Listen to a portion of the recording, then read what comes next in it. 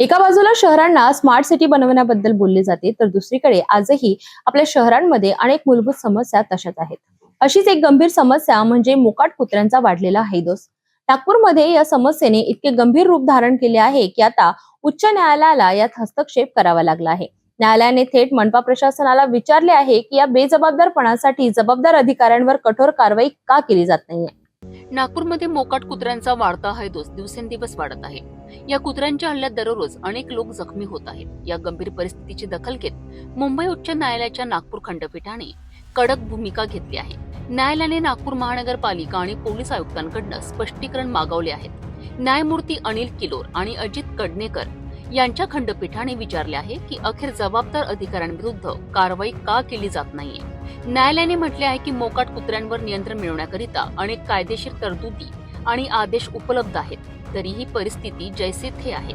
या विषयावर दाखल करण्यात आलेल्या जनहित याचिकेवर सुनावणी करताना न्यायालयाने मनपा आणि पोलीस प्रशासनाला 9 सप्टेंबर पर्यंत एक शपथपत्र दाखल करण्याचे निर्देश दिले आहेत. व्यावसायिक विजय तालेवार आणि मनोज शाक्य यांनी ही याचिका दाखल करून शहरातील मोकाट कुत्र्यांचा वाढता हैदोस समोर आणला होता.